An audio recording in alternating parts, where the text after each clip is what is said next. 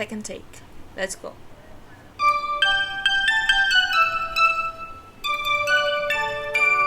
We wish you a Merry Christmas. We wish you a Merry Christmas. We wish you a Merry Christmas and a Happy New Year. Good tidings we Copyright bring challenge. to you and your kin. Anyways, hello. Thank you so much for joining. If you're not subscribed yet, please subscribe, please. Aduga, koi video ase haurasi.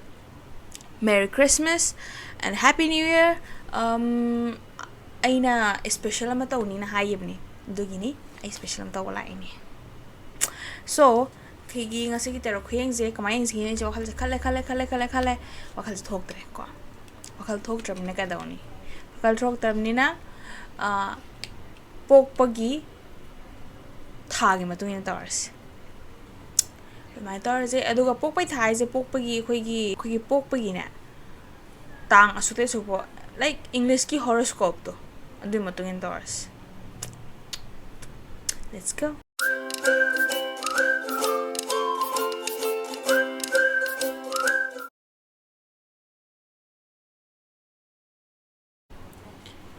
Okay. Ahambada husik padoy si Aries singi March 21 dagi April 19 bo manunda popo mi singi. Okay, so first of all a card shuffle dorge masidi antina live tani tawdoy si ai edit taw yam tal. So chapter ga idi adum nam ngani chapa kana muthakali ang nam ngani adai sum tawbe ko. Ahambada husik padoy si Aries ki ke lay time period che akak na batham mo like timeless o hele je ko masiki se Christmas specials. So let's see. Aries hingi kekelai ID card cheko mathanda phatka pai thok du lawe ba ata law de ba strength hojek noi se pangan pangan layo hai ba mai tari ko paisa nung sagi mami ui. Okay, mathang jan kaina. Oh, King of Cups.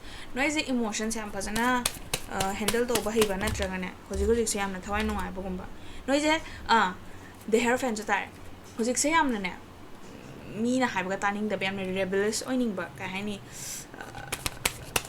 rebel sing je dum rule ga in de dana moi thopam tawida adana hojik se dugumba gi time period oiri mathang dai se kai no noise regret ki emotions kar phawa male ko makhayeng si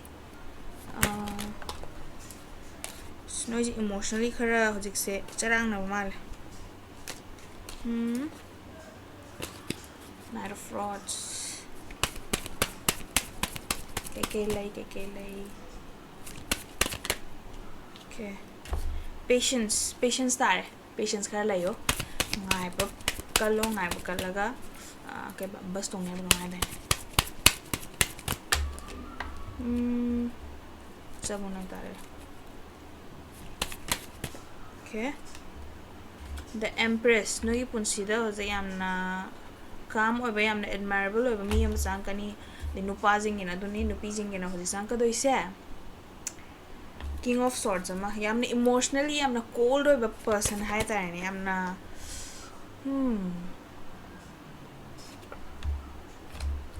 noi jan tak se hona bada mahi phang da ba hona ri ke mahi phang da ba paisa nung sa wat ta ba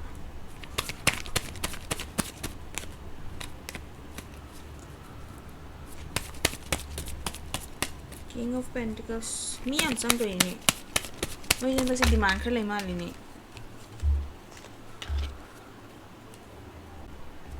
okay pagi nga ang utapani amka mazay makadam miyeng kasi nga ko edi screen sa kato ba thing na agad din adu gine khang sin ay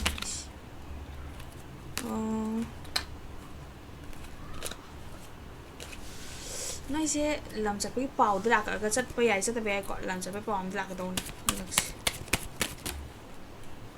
daki meaning jale tik se lu ko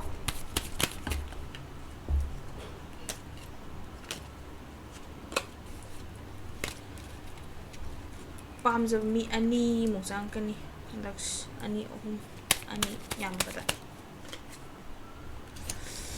watta padaba piri watta padaba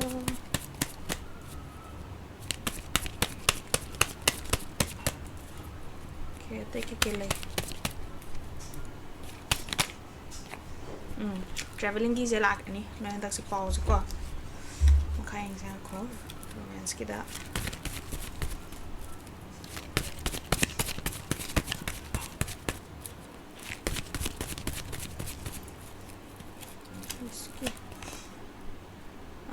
noigi nushina ba ka da ko financial problem khara lakani hai finance na noise paisa gi matang da oibagi khana sena ba na tra lap thok na badum na traga apam bado hairu da bugumba paisa ang sai maram dagi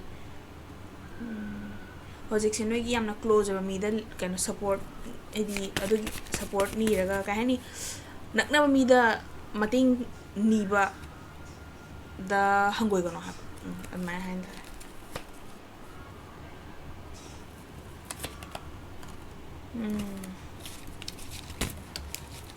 okay nogi tina boy be ko si jang ka do mi jing ja dagi mi khara gi ne x lak pa yai x da noi apology do accept to biro na ha do khang ne noi apam ni ko ai di ma do ma pu chen se na jang ai ne sin mai ai si adu bu ka na ha ne ta ga mi mau che sin da ma di accept to dani Aries ki se lai ra have a nice Christmas.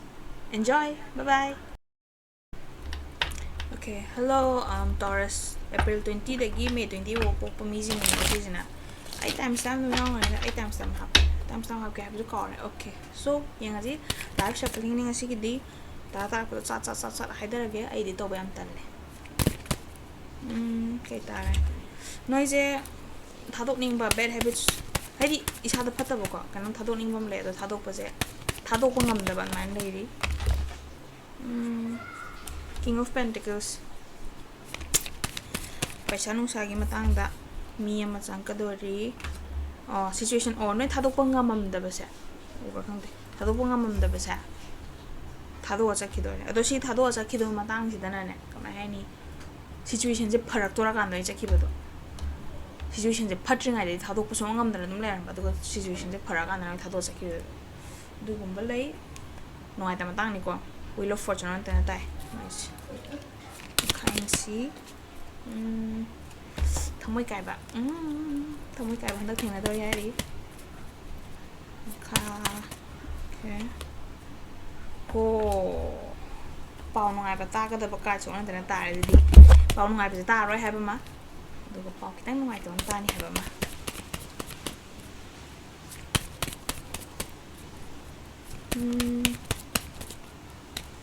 anh tháo cái gì Christmas kia ăn nọ được ta cái tổ máy nó tải được phải tải này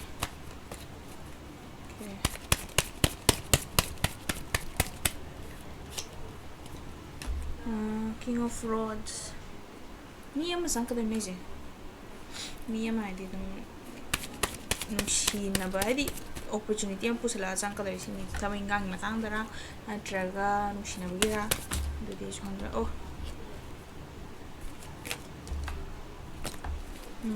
chance khara mangza ba or the chance mangza ba gi sign ta re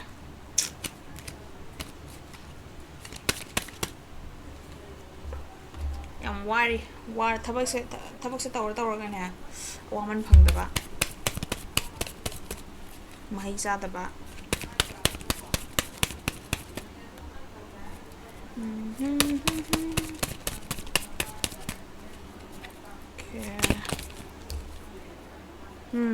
yam khani hai ningi noi charming oi sipai se mi lon makin ta di collective group ki na pa bani na okay hojing ha muthal re kai na ha bada disturbance kara ko so let's continue noi je khara charming si ani ta ra combination oi ta ra ko charming oi ba na maram waraga life na mateng pang life ke any like oi ni dukan na mi ne chan bagi last stock lai ba pot to pira ko gumba ko hey chan bu mina adu gumba adaki page of pentacles pasang sa ji kamai tan ji ko ching adu gumba gi kana wandering phase oi kamain tawse khochige dumana khandari kana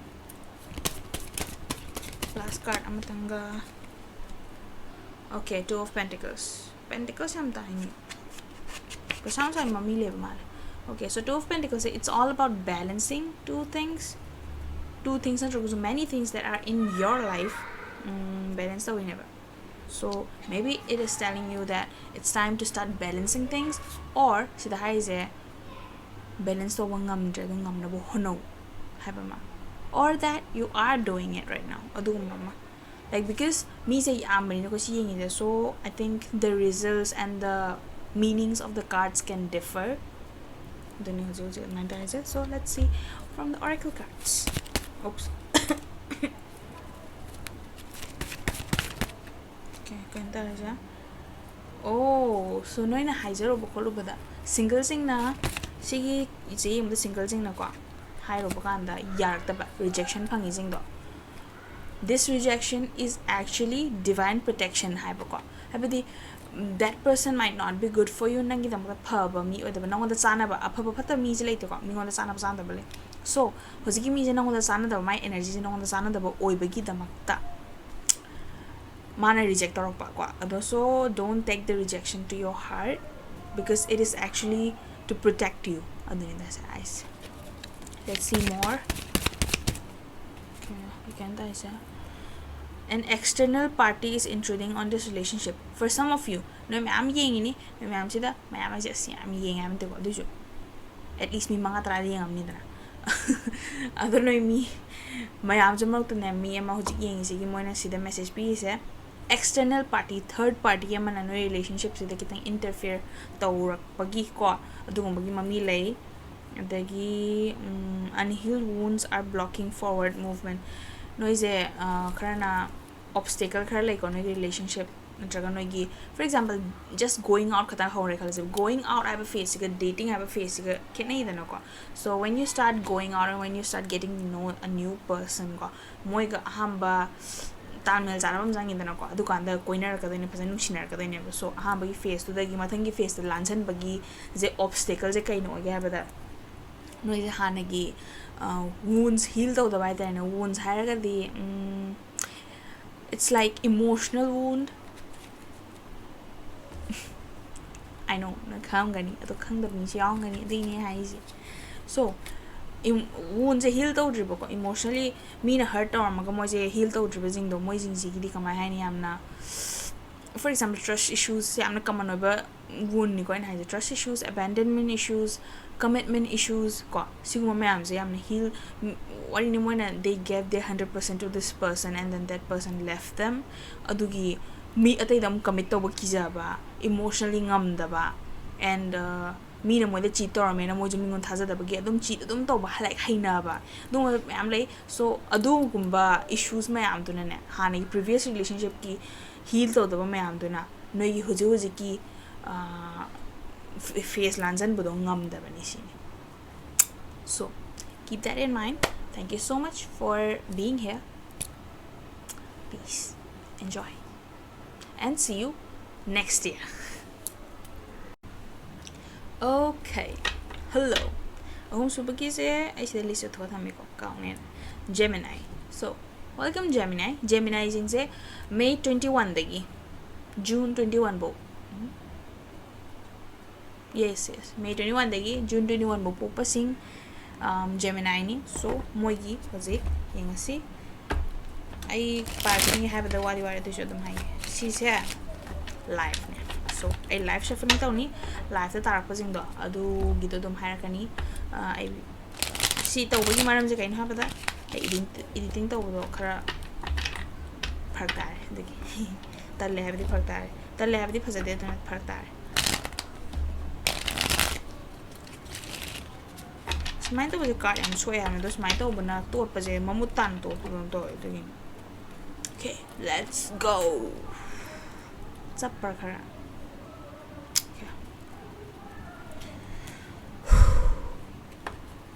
Gemini cái lấy nói gì thằng bên gang tao mình là bắt đầu mi gì ngược qua cooperation khá lấy trend đặc sẽ cooperation lấy trend xong rồi lại phá này ngoan lâu đi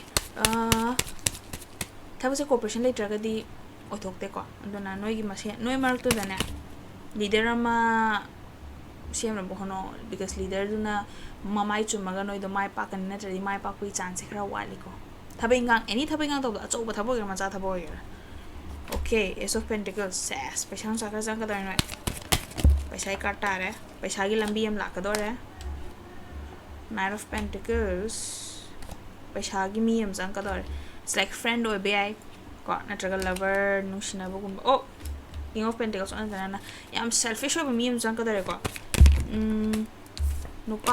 ꯅꯨꯄꯥꯁꯤꯡꯒꯤꯁꯨ ꯅꯨꯄꯤꯁꯤꯡꯒꯤꯁꯨ ꯅꯨꯄꯥ ꯅꯨꯄꯤ ꯑꯗꯨꯝ ꯄꯨꯂꯞ ꯍꯥꯏꯔꯁꯤ gender less reading ꯑꯣꯏꯍꯜꯂꯁꯦ ꯑꯩꯈꯣꯏꯒꯤꯁꯦ ꯁꯣ someone is coming into your life kananoma changkadori and this person is very selfish paisa nusagi matangda and nangje waraga wajaraga su mahi chade na khale okay and another person is coming in see me sidi thamoi seng na ko magi emotions magi like devotion magi love se kathoge na changjare I magi am leire du no janda se bhram da leibe भ्रम Larry है असेंबजे उन उसिनदबा को असेंबजे लैनेबा इमांगसे दुसु उदबिदा आइजे असेंबजे खंगदी वाखल वारनी कायना अदुगी दम नुआइ थो अदम लैबुदो अदु मम तौरे को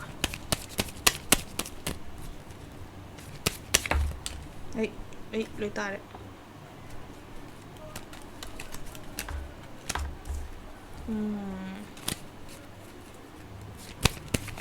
आइश इना हम तोइदा कार्ड से ट्रैवलिंग की पाव लाप पे आई मैं खरगी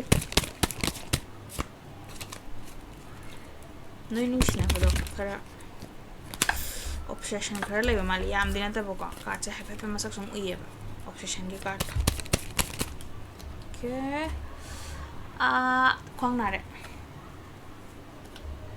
eight of pentacles hard work तौर है नोई अपाम बदो फंग बसे वानी हार्ड वर्क तौरगदी लाइन फंगे खंगनु सिनी हाइस ओके हंदक सिनो हाइब खरे इलोइदोरी लम खरे हेंदोरी noise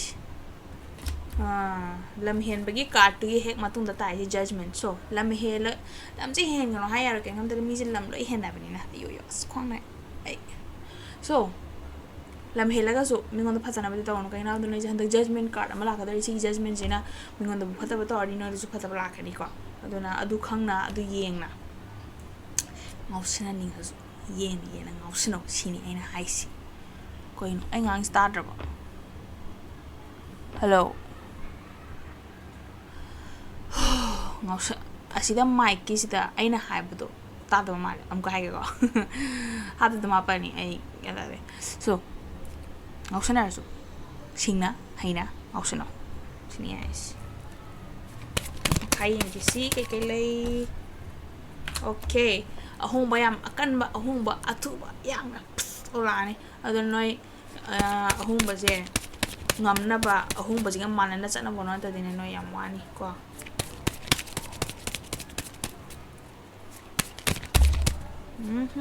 last card ne ho yamna isau lang bam thengna dori noi handa isau lang ba bidi yamna female no le do feminine energy pu ba hai je ko feminine energy pu ba ma noi punsida imai pa boy ga nusina boy ga ko isau gar lang dori noi da check selo noi si lam hen ba ji matang do ma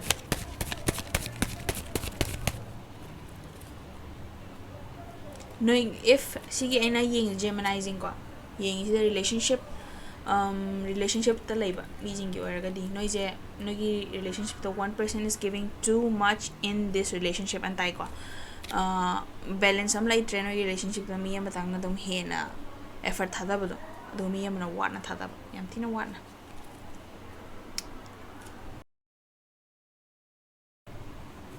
okay chape na mutapane amok reason to orasi ai mai ka thing do ba regret someone feels remorse for the way they treated you ho noi da play tor ma mina ko mi khare sida single gi oi mal ko na relationship ta ba gi su pa ya noi da play tor ma noi da pukning gi emotions da play tor ma amazing moi da ji regret kan taw thawai nungai tri mo noi da sanaram ba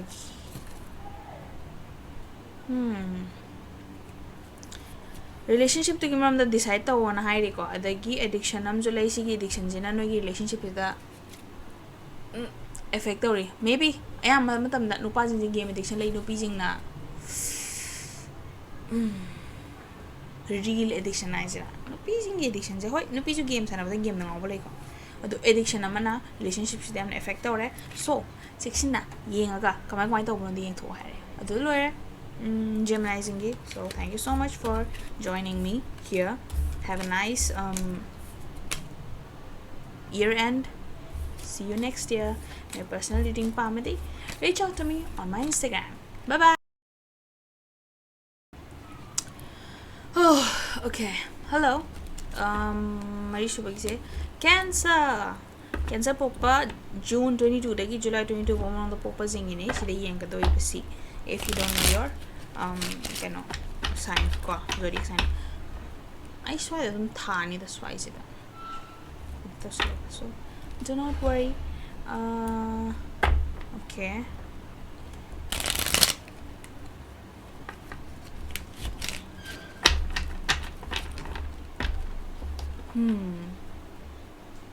let's go mapungam tayo pagan kaluhairi emotionally kar kaluhairi okay heis long kungdo mamairi long mama na traga su kanoni ko sitare je mi ani thunaba mi ani hanjana ba haje union gi card ne bu ko aya matam da si je koina realizing na haidane marriage join alone because it is about union of two families and hai ko my meanings so lohongba na traga kano kaina gi ba hanjana ba hayo ya na adumana hayo ya kaina gi ba hanjana ba natra engagement any yamna deeper level ki union ama hayo je adumba relationship losan ba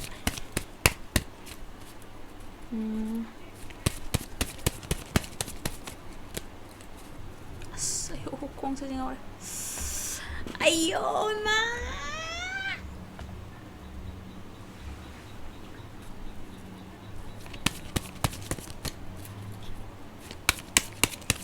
hey I'm on top of it oh the lovers not the lovers 2 of cups no is in nushina ba game tiny pointing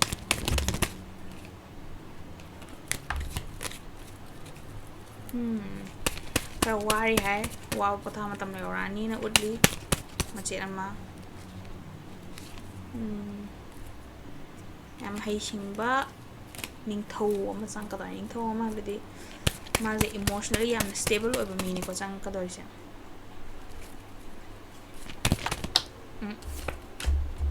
ano balambi ama udli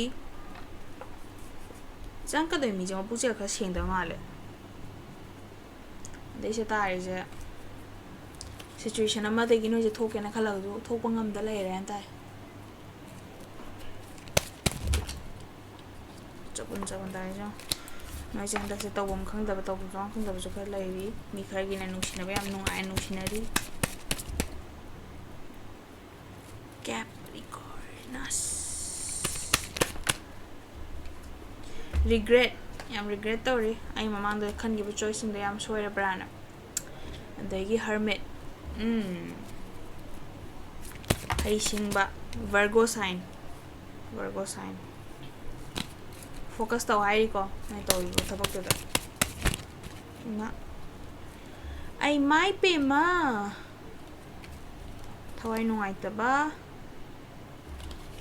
imana ba ka de mating ni ai ri mating ni di kai ganu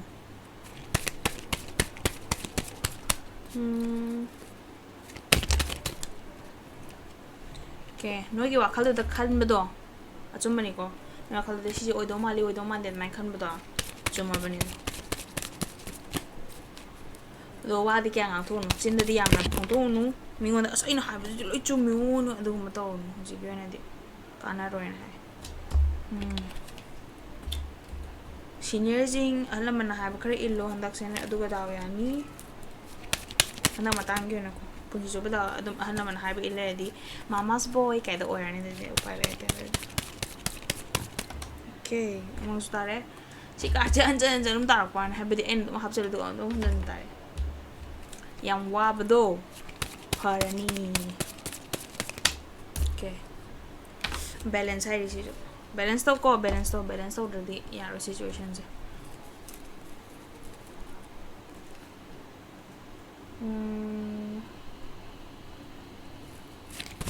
Oracle cards ani si. Okay, punang pathagare. Okay. Noi se angang yaw bagi matang de tai ko. Luhonga ba mi jingi hair ga di angang yaw ba je. Angang yaw ba ka han de sibo. Noi gi partnership hai jina luhonga ba na ko. Noi gi marriage de angang je amna dakar oi e hujik se na ha because angang de yaw ga di relationship to hen che chin ga ni adamai na hai. Ai yam kana khang de luhong khong do bai mam de.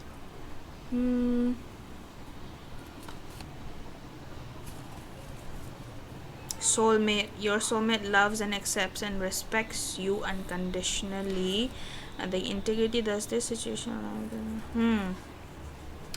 Nangze mi ani si nang hai ado mayam si mark si da yawri buko khara no ji nungshina ba mi gi nungshina ba de yet pata ba da no ni yet ning ni yet pata ba the third triangle of the third party situation, love triangle or bado duna kok to khandau nang to yi chumi khan ba lali khan ba edi o mi je ohum sui ne si nungshine je khang ba phalo han to asini da hai je ado nang na ai di han to oina khala ga di hoi nang gi decision ni ko ka su kai de ado ain to ijibu integrity leba thapora ain to ijibu ado gumba to khandabra ai gi morals ai gi values ki matung ina na khandabra haina hangai oracle jin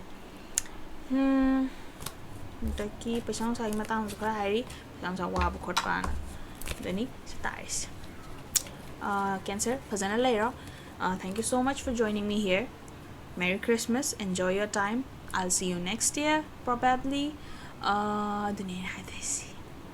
If you need a personal reading, reach out to me on my Instagram. Description box yamani. Bye bye. Hello, Leo. Leo have a sign say aigi damak to di yamna toxic oi ko habedi mi chan da ban le aigi damak to di ena sum khanjam nga si bo theng na jarak pada Leo za ingon da suna chan de tinab da su ka da hadi hoi tinab le ba Leo ko tinab da de moi di Leo ni tinab ro du man bi khan de ko do ba ji tinab da ingon da thawai nuai ta ba je khara to ena thoka le da gi moi mam da kap ko khot ba je khara to ena thoka le da aduna. Hello Leo, welcome. Card se to laga phajana pata yang si oh Leo jing jai hydre July 23 dagi August 22 bomang da pokpa jingi Leo yang si ko okay ai sida ai phone screen da sign me am do lo I tho tham ba hedi to ki photo do chin to suni do yin Leo ma thang Virgo do ta ka ke le okay so let's go. Que le Leo ki pai thoke ta ore ka cha pe daw hai pheti masa ulam me duga daw ta di darak te ko yen sum tar puran okay traveling ke le ra sing na ni travel to boy ai handa okay situation ama da noi ji ya la le ra edi situation je noi ne phana kan to zo noi na the hangman ne tai so yala lai ra bane ba to si yala lai ba ja noi na as ai ithan da na thuk na bhona ya ba to kasu ya roi ba duna matam gi matungi na masana pora kani noi dum lai yo ha ba no dum patience kar lai yo patience makti ha dum lai yo ha ba just wait for it to happen then nice.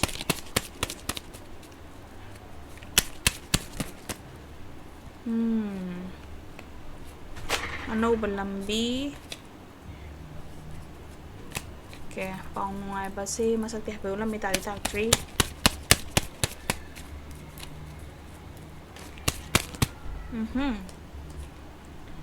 okay awa ba na sakarwari nuar kini nabakal ko King of Cups emotionally yamni intelligent oba emotionally intelligent and emotionally yamna woke, emotionally yamna nupa jing de masai emotional switch off tor thambdo to idan nupa namana.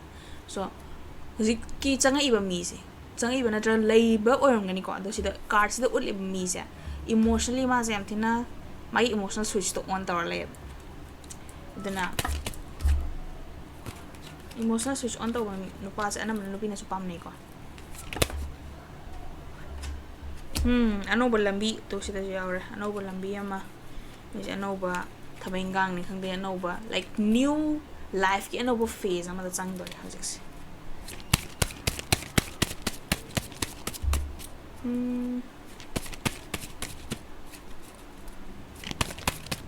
okay thomoi kai ba misunderstanding khala ina dore power phauno to no ginu sina ba na te de lady imanabi dagi mating ni besu ki gano pakakano kasu to roi chiglo oi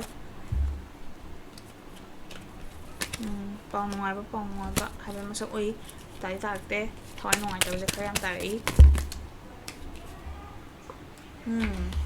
mau phata banu pm nangi career gi lambi da hai nangi punsi gi lambi da nangi punsi gi lambi da ne ayet apan pi ga da ba nupi khar phata ba mari mata gumbo be ko focus noi te focus to regret nakaje noi je regret khar tawri handak se ai past ki choices ki maram da ani sikhan ki bidu chum jara sikhan bidu lan jara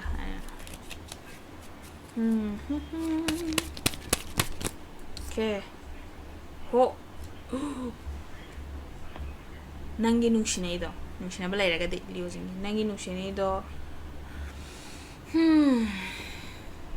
perfect couple, perfect combination, perfect relationship, perfect partnership or badagi just one has a few flaws it's not perfect yet aduna union card on the so maybe you guys might see you there. So you guys might fight and matam khara kaina bugumba obi ko I don't know.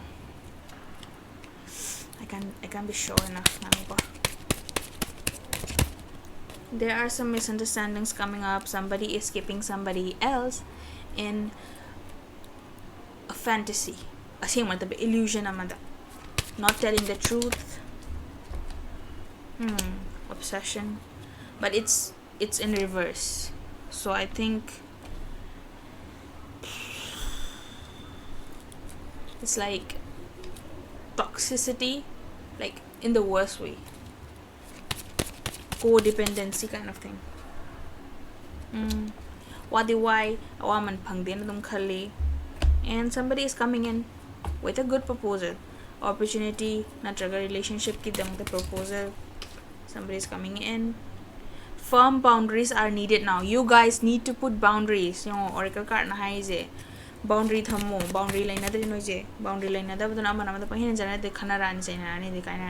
clear your energy field and focus on yourself before acting. Self care khar law ko handak sa nasa self care ham law dre nasa da khara like kwadi ginang na jaga sangsara nung sidoi nang nasa adui matung da mila ka dam patience le yo hairi new love habasiga si card siga chap chana to. New love or recommitment to love is developing with somebody. Fate. This relationship or partnership is a destined one. It's a destined one. So, I hope you liked the reading. I hope it resonated. And if it did not, I'm sorry. Not everybody will resonate with this. So, thank you so much for joining me here. See you soon. Next year, I guess. My Taurus. Thank you. Bye-bye. Hello Virgos. I'm also a Virgo. Hi.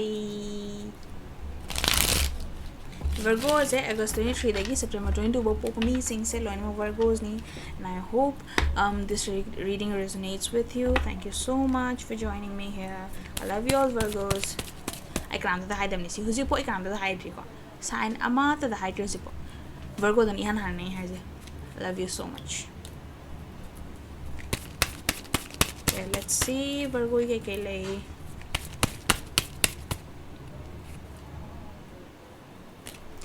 Ayo, askan am si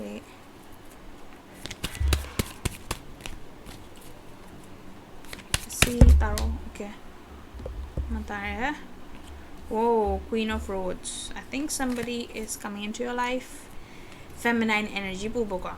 We don't know the gender, but it's a feminine energy. Yamna charming oba, yamna mibu sumbangamba, sumhatbangamba. Maybe it's an opportunity. Opportunity. I'm saying for example, the one that you're saying, yeah. Paunungai ba? Angak popo. Paunungai ba? Angak popo. And Ace of Cups. No na hori position to my pakani ko. 2022 se ko. Virgo singi kwai dagi kano chahi na habane. Kwai dagi daw ya ba kwai dagi abundance kwai dagi like everything good is going to happen in 2022. Change lakadori to uraba. Change am lakadori. Nungai ba lakadori. Pau nungai ba lakadori. Uraba. Tap Virgo singi se. That's Virgo se daw ya kala dang. So ko na daw ya. That was my trend. Kain si patience kar layo. Ngai ba kalu ko. Ngai ba kala kan da si ma da phangkani. Oiza oi thaki nupa am sang kadori. Oiza ba yemba loba. Maybe no one that can man the gala be adudo like just bit ki he is not honest adunida magi mabuk chil do seeing de mana paminu she na janga ido gyan taw hermit aje hetari je hermit se gyan taw yamna wise be mini kwa si je usually si je Virgo ne na khale so Virgo energy de Virgo tare chap sare Six of Pentacles. Nana tawjorobado mina jum respect biraga mina su tobu khankani oh nushina bajing di khana dore ha ha ha noi khara khana dore adagi thabe nga am tawbada ne superior jing na di mta thong bajing na alam jing ne am nushiraga am nu toraga kamai in a way prize people kum bai tai na traga thagar pi bor ga so du prize makhalamani dana ko focus tau noi tau iduda focus tau da dia focus kana tau solu noi tau idu mai pa kani ko queer change athu am la mai pa ani dom sigi kana sibo manung dadi padana focus tau jari bu thabuk tuda okay last karam tanga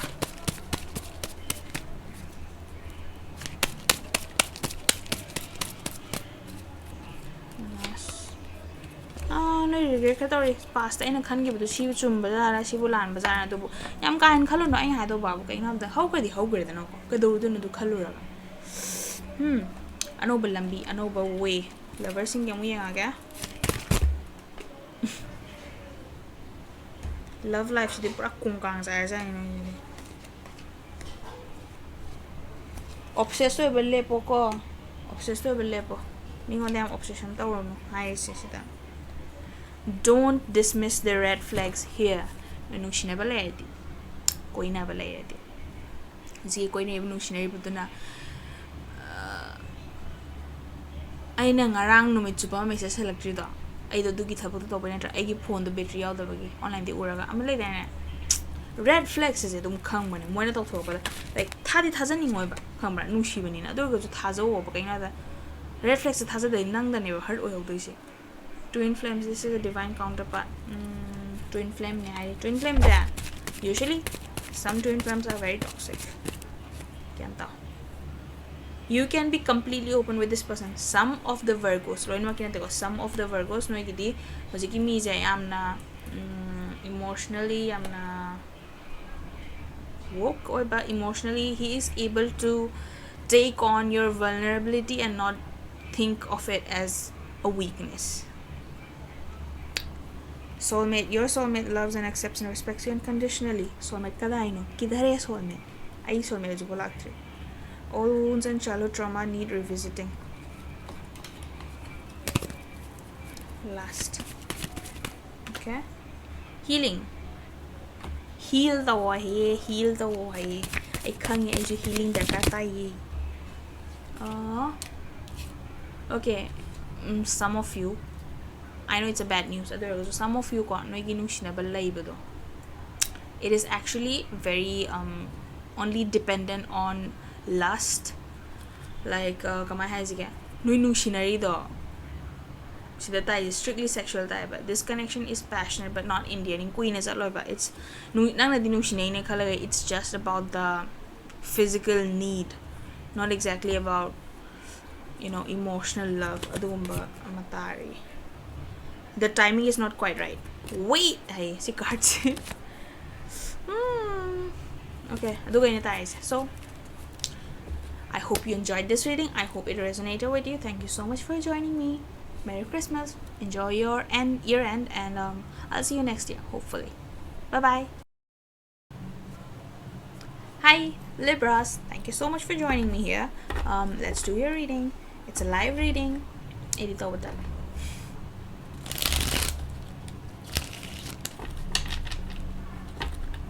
One more.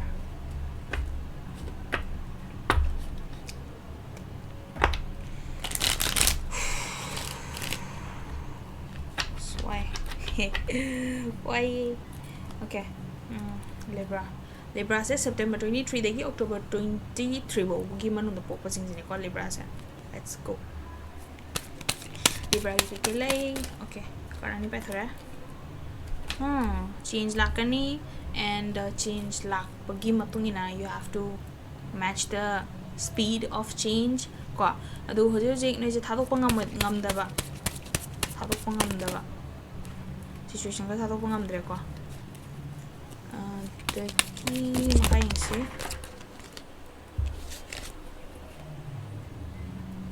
Okay, situation is me somebody who is very honest with their feelings, somebody who is offering you true love.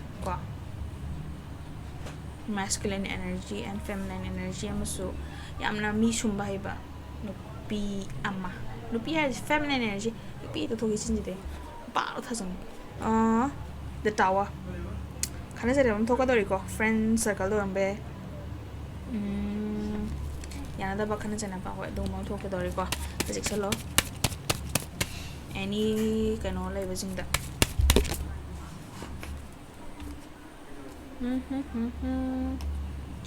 Page of frauds. Wow, zip no I was it. No, I but Tara Roy Harantraga. No, I the Batani Hara. The page of frauds and pound black and have on the type. The key balancing. No, is a balance cut on higher life the reunion amalai, maybe some access returning Natraga tiny dinner me qua halakpa. The is a you might fall for the wrong person, like loin Libra, because some of the Libras might fall for the wrong person. Adu kana sena talk about relationship. Mishnable ragana. Kana sena baka talk adori. The key see, okay. Toy no itaba. Depression. Toy am no itaba.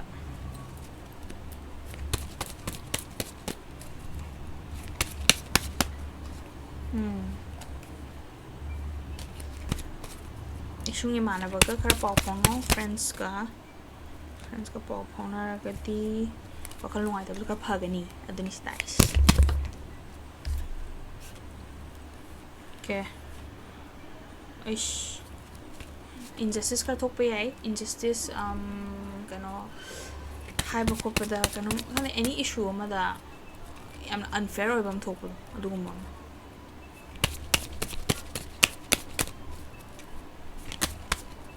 okay no I be mangre no I be mangre di no I ba khale po patience kar lai ro hona man phangde na mai kar phau re ko bedi wari ni like so hona ga ma wang de gumba gym salaga hayang kang de gumba masar ka khate gumba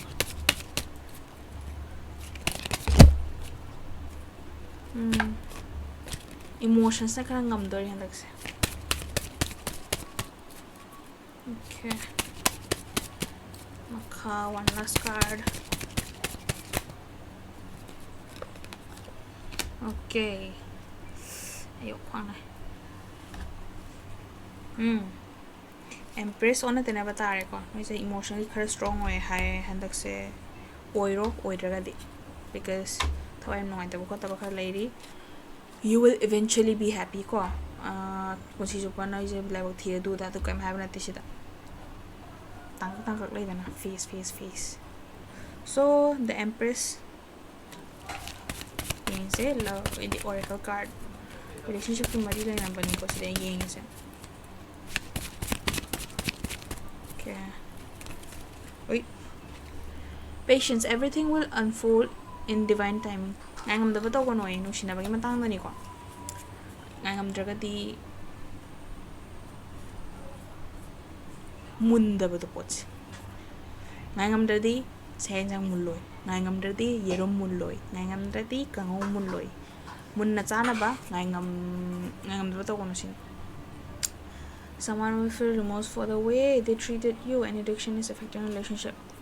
Okay, no is ex sama na happening jeng ex sama halak pa yai to si the ex sama halak pa yai ko somebody feels very sad, feels very remorse, regret. Ko no ida mo ni treat to wi mong do do sum ni jeng ngam na ma thwai ngam no ai se do do mam to ri ko. Okay. Fate. Hojik changa iba mi je. Hojik mi yam changa iba do changa iba mi je. Yam honest feelings ne ba changa yam thina pam sa yam thina nushi ba do mam power iba ko. Aduna si changa imi sina ne. Kamay ni. Changa imi je. Changa distract or so. Changa imi se this relationship or partnership is a design. Lai bag to tamam like kamay ni queen sa ka lai bag to tamam ba do mami or ba mas. Changa imi se. Someone in this connection is gripped by obsessive thoughts. No ida happy obsessed oy bam jay ko id lo mak to am bay ex yam no obsessed oy bama ko no like stalking your social media and kay to kholi ka dum yem bumba but si ano mi si yam na positive oy ba ko yam na nang yam emotionally edi nang yam pam sa ba dugon nang yam no si ba nang gidam to care yam to ba dum ba caretaker ki type ko yamna su luna khanja ba dum mo. So sada loire Libra reading. Thank you so much for joining me. See you next year. Enjoy Christmas, enjoy the new year. Yeah, that's it. Bye. Hello Scorpio, welcome to your reading. Scorpio in October 24 dagi November 21 bo manung da popazing ni ko Scorpio se. Light, okay. Lighting se khara phasa to mani ano ko.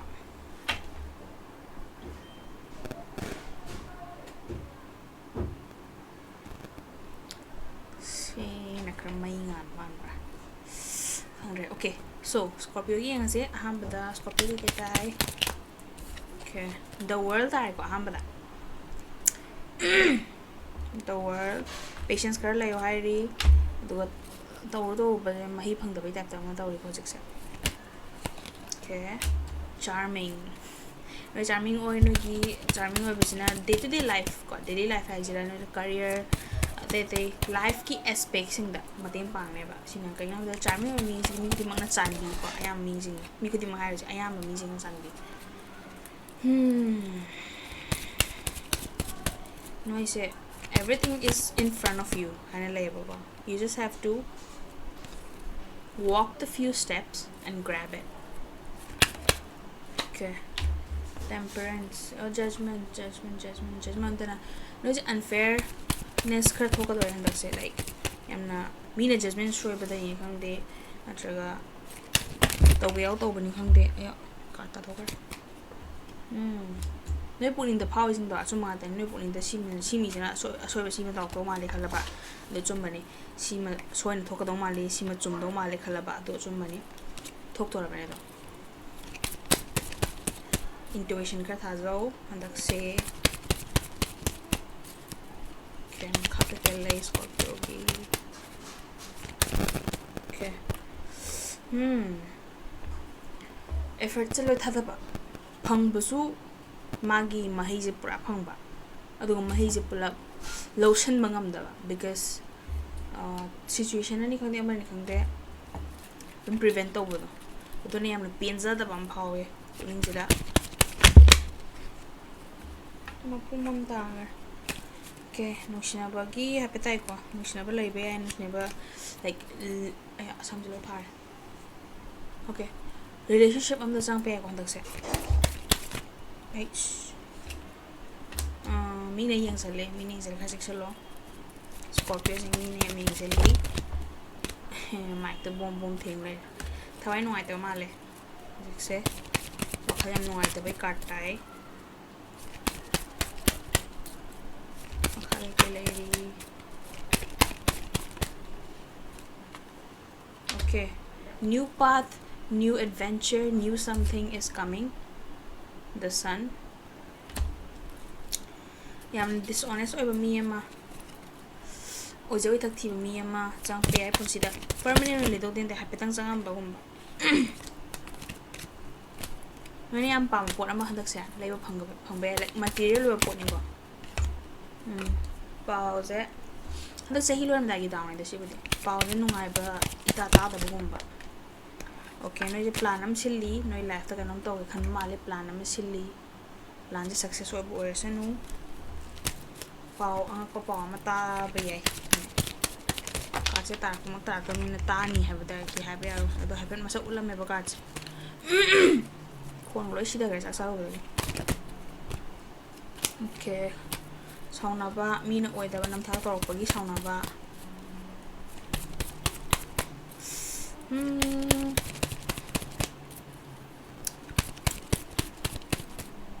Okay, last card.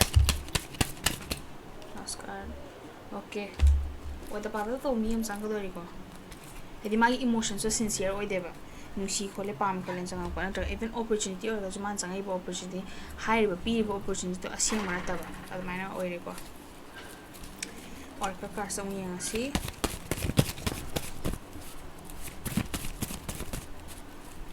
Scorpio gi ke lei Scorpio gi.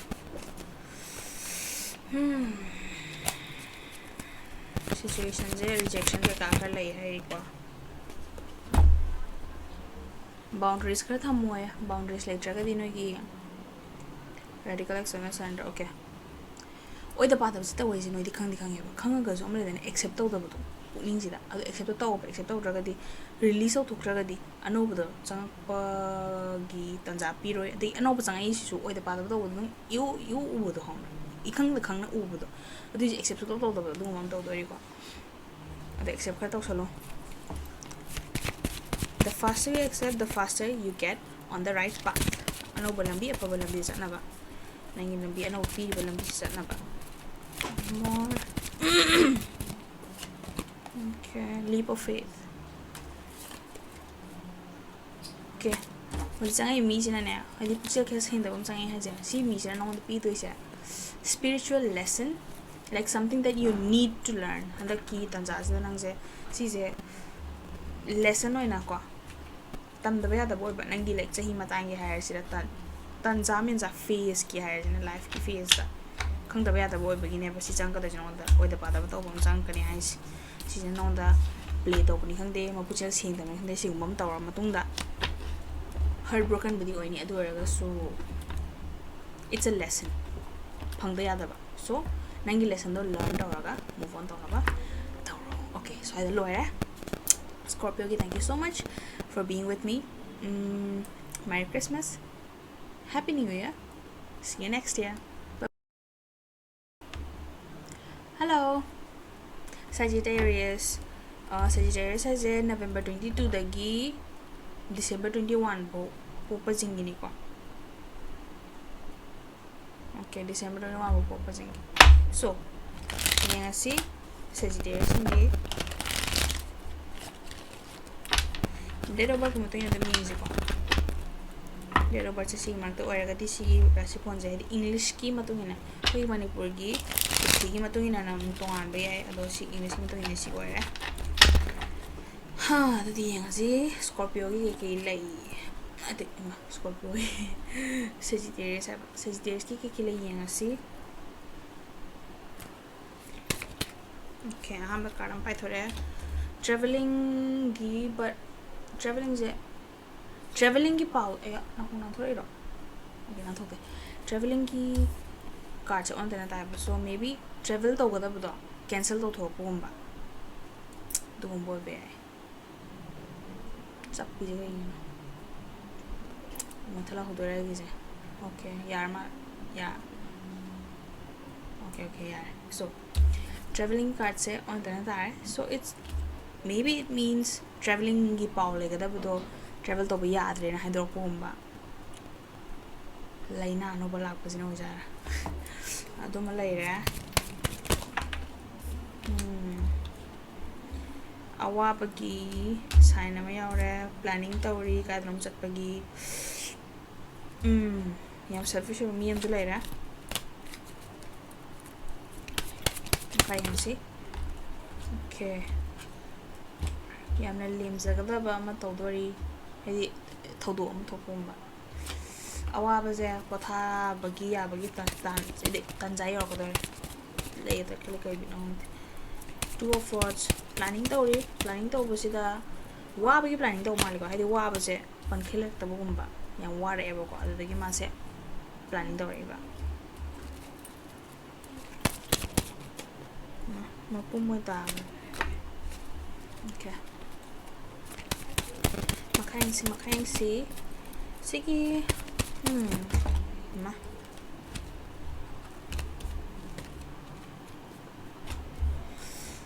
paisang hindi paisang sa yamna wata pa na like habdi ar kamay sige yamna awara pa dilay tabo ko okay awara pa yam late awara pa late haizer ga so puring the kanom pain the blay beta to to do ma feeling on powdery sikari kinu hapata okay tawingang suman gre krapotharo na suman gre ani se emotionally kind of strong or hana handak se friends ya kalda kana cham thokadra honara ga mahi phangdaba daki imung mahi khar langba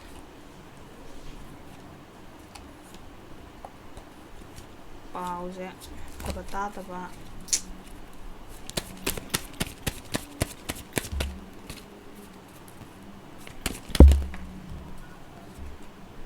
okay Nize wakal chumna khang mi am jang te dais hasik taw kitang ya de ko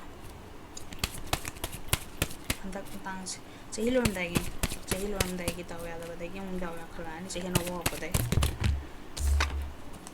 ki as chan kara pa jate hilon dai da ano bu thaba hawjalun ko hilon da ano bu thaba hawjalun hojik sahi je matang sahi haira kan ko daw kitang pira kan taw se do hojik ni thaba ano bu hawjalugino ni jang pajing so opportunity jang pa mi jang pajing ja mo puchil chena ba jang de yang nushina bara ga di kara toxic oira nushina do balance to ngamdre punshigi aspect ma balance to ina ko hingi ja di nushina baga laira shuga na nushina ba thawinganga ani je balance to sakadamne ba the balance to ngamdre the hangman on tenadara kwang na yo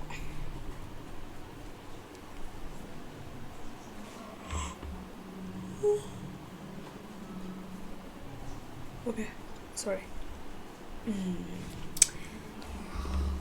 the hangman on tenadara se bi da re ga ya situation ja namna thadok ki khan ba natraga situation ja thadok nam ni ga na sacrifice kar tawra khala jab sacrifice ya kam kan da sacrifice ba maram ja da na to go sacrifice ha ta na bata de chahi lon de taw se ate bad habits kara develop taw mali ini menghilang pak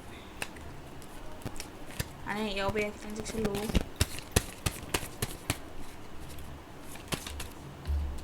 okay tiny hau gyo matam dam ni jeng ko jek se hau gyo matam no ai mi da ga na Okay, mina karing jal. Mina karing jal. Project solo.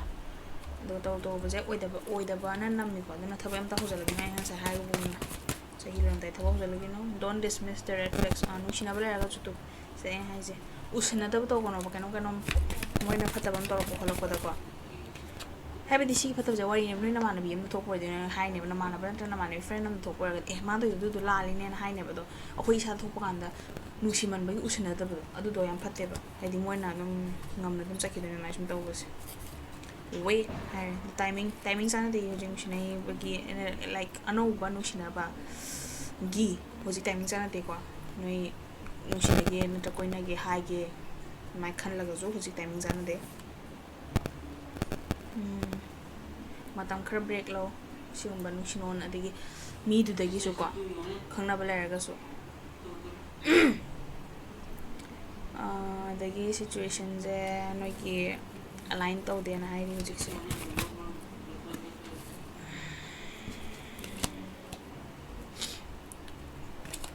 boundaries khar pinau hai ri adoni sida hai Sagittarius ki sida laira. Thank you so much for watching this.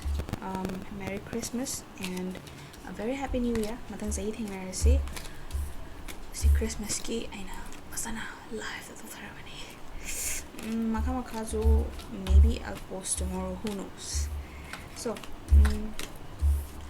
have a good time. Okay, I'm walking no I advise the some color and pasta win and then I had this. Bye. Okay, Capricorn Z December 22 the gi January 19 bo gi manung the Capricorn or ni ko. So was live shuffling tauraga I seen kem ka aroy because I did to bada matang sangi matang do budana thing para so I hoji pung baro nang na brain thaka na bona de pung baro je 20 hoji 25 ni hoji je na mi je Christmas day ni no at least pung baro helaga so Christmas ki vibe to lai thaka location and Christmas ki video am thaka location hai ki bage so okay shuffling so lo ara yang asi Capricorn ni ke lay okay ke lay Capricorn ni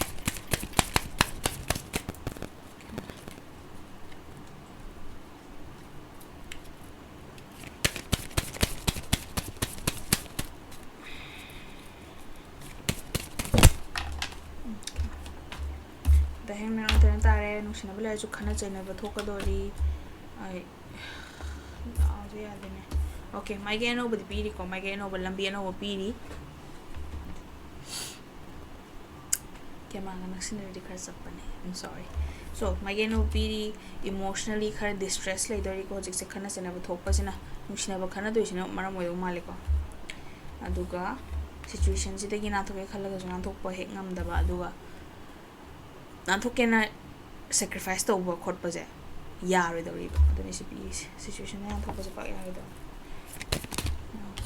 nothing kain ta ri se okay paisa no sagi di abundance piri lakadori paisa sang kadori khotta balance ni any situation any life ki aspect any balance pazana taw na message piri ko balance to mi any juggling to bagi signs oi ko si ja 5 of pentacles friend ke kada mating niyo dum hadi friends ing na mating adum pang kanino hanggoy ano friend adum mating niyo aduka kain ko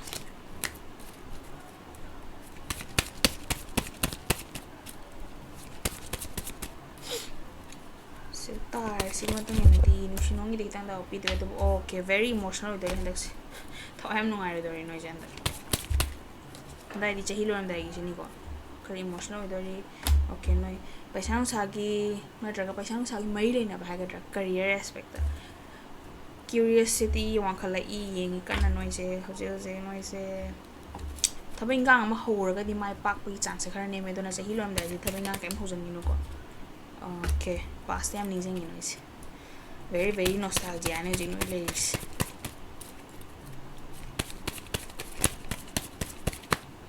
okay what is it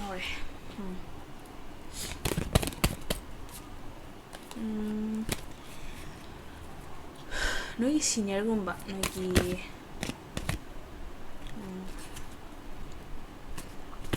ke putning yam guarded ko noi senior gumba noi na yana am ne noi ki noi da chan bi ka da ba da noi na kitang charms utsalo ba kan noi da amoy na chan bi ka nen like ko and noi emotionally am guarded oil se yam thina guarded ni lai se da ki thoi no ai ta ba ko thoi no ai ta ba ka tari du numit taraga no dum ngai don no aduna wakhal yam wa kanu okay khara mahi lang ba friendship ta kaida khana chainam kitang thok pe ai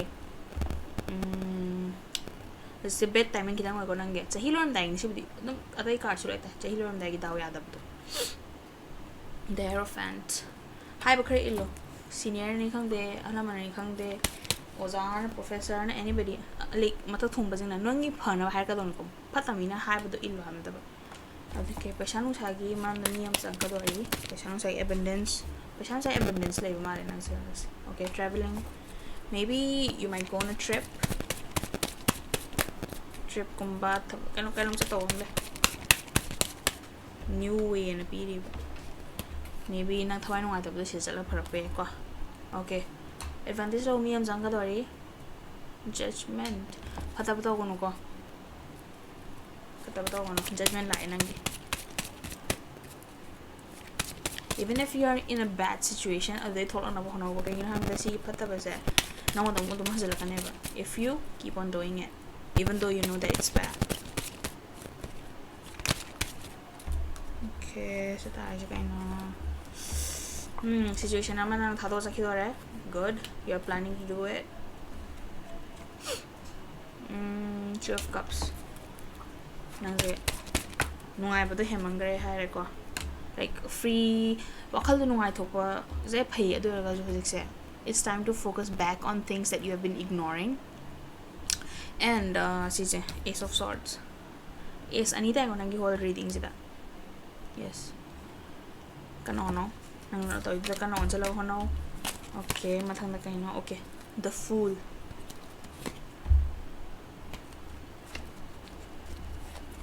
nungai ba lambi anauba adani pili say let's see the oracle cards Capricorn okay Capricorn de kelai support lean on your inner circle during this time na emotionally distressed lai ni ko di sida kana chena ko pakha thoi sigi matam sida lean on your friends because they will help you it is time to decide about this relationship sigi relationships hai whatever that is or relationship mangna tragazo even if it's a situationship it's time to decide what it is ko chemistry the attraction you feel is mutual attraction the am like the thing that is going on acceptance everything happens for a reason except ko that everything happens for a reason you are safe and divinely guided I'm not making this up it's true time apart some distance will help bring clarity no kisi relationship se ko whatever it is a relationship score this bond that you have with this person you need some time apart so that it brings more clarity decision lo ma tam yo se decision je noi lap thong na de decision lo ba je wa do ma le ba so I think this is ka cha kadam ta gi ba you planning to go away from this person like move away finally trying to leave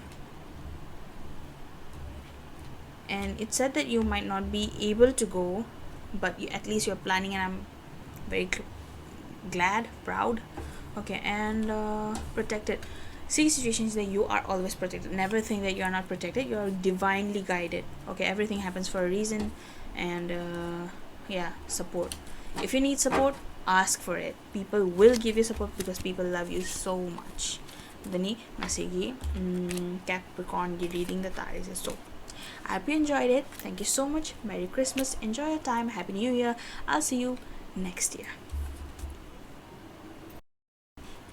hello okay hello Aquarius see reading sina January 20 dagi February 18 pho ki manungda pokpasini ko so let's go card shuffling okay So hojik khoi okay.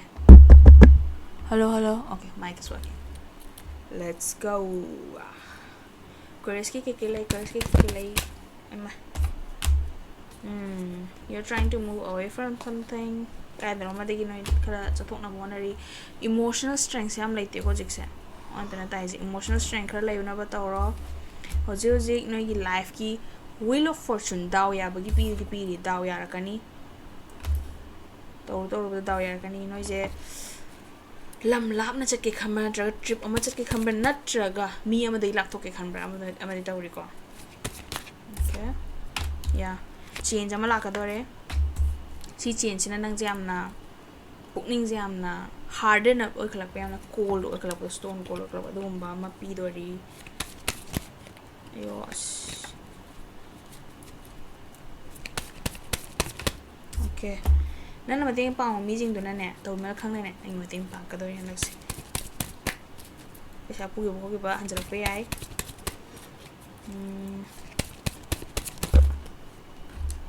okay. Page of swords on tena tare nang na mayok na riba mi do nang ga against sa liba mi do nang on de hena kan but nang on de hena powerful oy bagi nang on da hojik si disadvantage oy bagi matang face oy so try not to go head on. Yanda because you can rest out, maybe hide if it's a battlefield or challenge or no because nang po never. Okay. Awa what have matam la agani and nangi relationship Libra. Imperfections kara layer hai ko. Okay, me am sangai but with dishonest feelings. Si sangai mi ja jil khar sing de ko ma khar sing de nushira ga zomang on da kano ma yauri akoi ba ma mo koi adaki no wonder wakal yam wahan do ba na di relationship se dum matam ka thada dan ko ta phajana dum taw bu ko aduga sigi mi se no wonder phajana taw da ba. Okay, friends in the mating ni hari. Friends in the mating ni bada pakakano. Okay. Mina kaya yung no relationship to mini yung bayay ko. Sa iya no buhok pagi daw no busupiri. Tawro kada may pak pagi. Ano no kana mahawning agad ko. Emotionally am fulfill o kada ba tabang gan. Tawning agad ka no hono hari. Oy baza shortcut kam laite ko shortcut laite banina si je oy to one gaya ga di kano hono hard work. Okay yam posta ma yam nang na bunu pi ma no pi har ni feminine energy ma chang ka dori. Okay no je handak se khana chana ba thoi group thabam to bada leader laite ba gi leader ma nai ra ga di leader ma nai ra ga di thabai nga jo to ka da ba du otok ta lai ra bakhan da khana re thaw so otok tre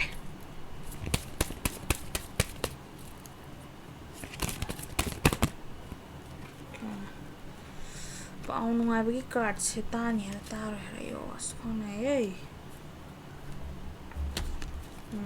pau kar phau dok na noi nu sina ba lai ga di kai na ba handak se si card ani smai combination tai thamoi kai ba ga khana se na thok ba ga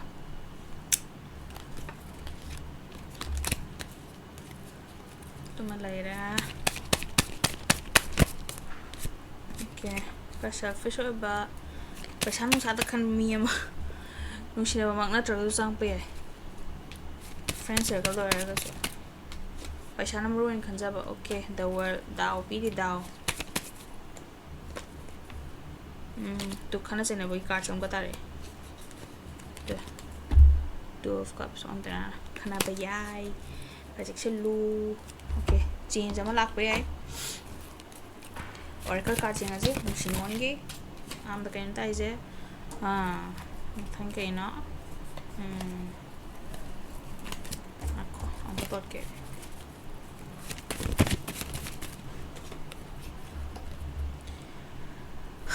hojik lay nungsinaba je nungsinaba lairagadi hojik ki nungsinaba relationship sa yam queen sakadaba relationship ne ko tam queen na sanga sakadaba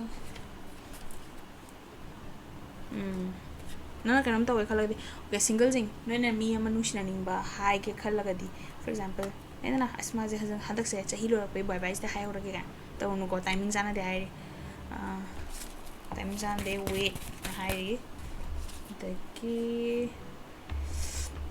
sigi nan hai khali mi je nanga values mana da bai tare ne hadi wakalon jana ro hai ba timing jana de okay nasa heal to na ban hona ko okay last one matanga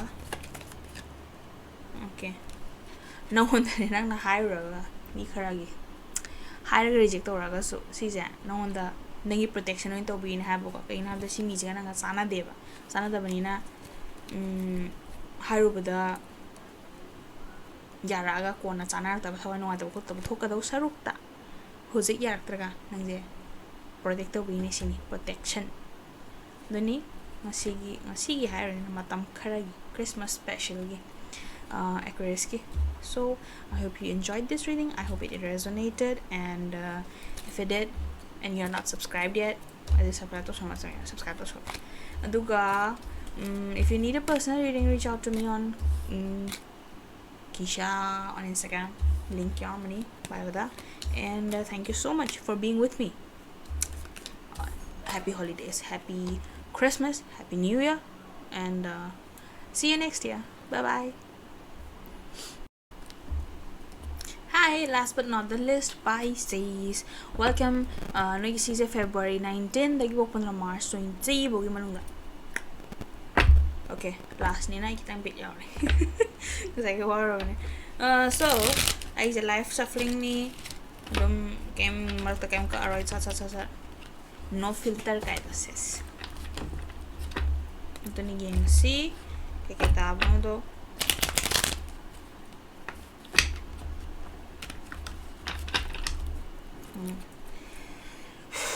Okay, Pisces ke kilay. Pisces. Bata. Okay, khana se na bam thoka dauri. Ko. The tower ta. Khana se na bam thoka dauri. Another lambi ama thiya ka doi no je ko wa gai war matung da khana se na je thoga ai sum kham da ko cycle son okay war ren but war ga no je mahi som phang dra ko aduna no je mi nang like nang thadai effort du du ga khana ga friend no bi project ama da mai to thok po yai ko si like business we be si pot se thabai ngang matang do be na tra nu sin be matang do be dum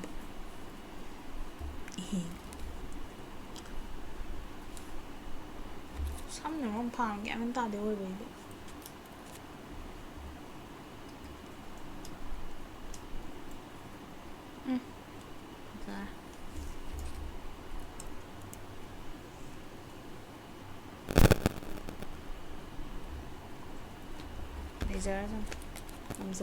natra so aduna je lambi no bam thira kador lambi no bam sakadoi ne buko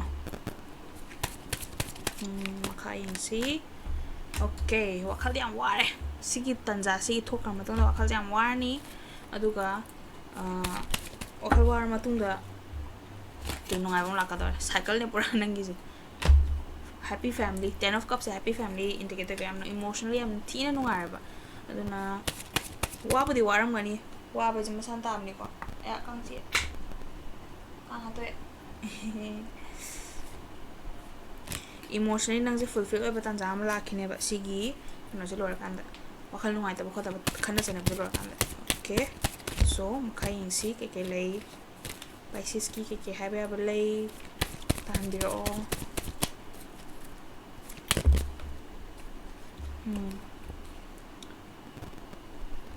emotionally no is pura cold or jikse she's not cold or basically like not exactly pura kahani hingjabi no phatra habin ta bo do so mi thaja bangam da bagine ba si je hamba thang pa ra ngai re like chang pa do no dishonest word any answer kani habde adugumba yamna fierce oi ba isa protect on abdi oi ne bo ko lo this guy se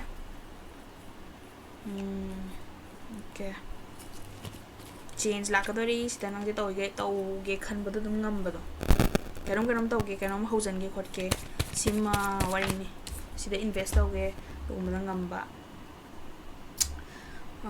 okay nangi energy ra khang the feminine energy ama ko yamna charming oiba mi charm tauba am haiba ko aduga even sanga like wild animal ga se tame tauba ngamba haida dugumba gi shakti jenba dugumba gi charm chen ba haida dugumba ma like nangonda yausei nangi indication oibu se ko sise nangbu represent tauba natraga nangi punsi de changkadaba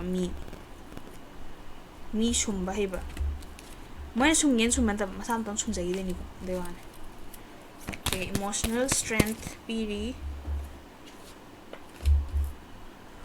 was it a water pa da batan jadi oine ba no se awara pa di leite ba durega su ning sita kaino awar pa don dum leite sise maje paisa ni yomjala lei nungai phol ni yomjala lei adurega su in the awar pa ma dum lei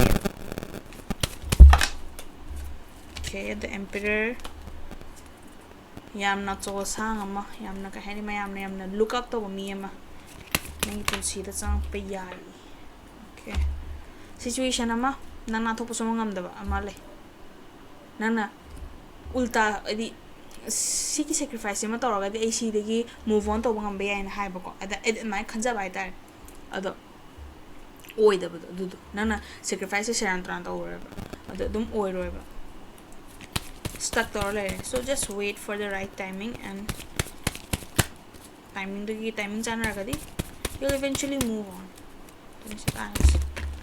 Okay, hard work dakar tare you're missing someone chahi lo am dai mi lo miss tamna heartbreak see any kind of combination with that you're missing someone I reason it's about regretting life choices I know among to go ki bodas adu regret to have a car name adu sin thomo camera so ani mak para gadi you're missing someone a lover meaning exale check solo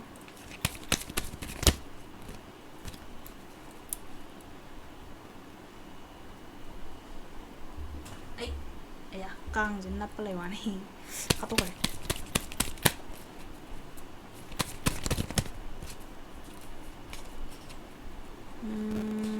okay no je manglan mondrang sana lere focus to me to ri thabo pina ki my power two of swords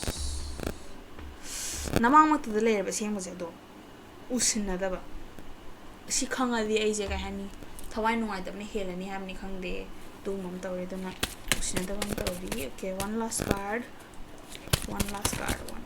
okay eventually you have a happy ending harau ta yamna punsi yamna fulfilling one labor imana bijing da share to thopa ka gon ko sise na awa na re ga di share to and you have happiness ano bulambi yam le nangi ana ye yawi ai kitang check solo ko okay love life ki ngasi one person is giving too much into this relationship nang na trama ignore yam tawre yamna thawoin lowdaba to relationships just hate it si card check tar ko because it's about like isana khang lai rabane aina hene effort thada ai khangi ne ba si relationship sai je effort so me am thada bin jin thar dar tre je de aina what na thada boy go so ai dum khang doi ne ma na hen thada ai ne thada result like si card che tar di it's like a confirmation okay self care nasa care lo hojek self care clear your energy field and focus on yourself before acting nasa da fazana focus to hoje heal tau nangi wounds ma'am heal tau dri nangi previous relationship ke kadagi trauma ke kam te heal tau dri adu heal tau bada focus tau okay nang denial tau bodo lepo okay me ngonda ne Kenny revenge ki like I'm vengeful oiba energy da thamana forgiving or have ko forgive to on me to accept to have da nangi life ta muka but like just forgive them and become indifferent adum kau thok na ba denial da layer nu adagi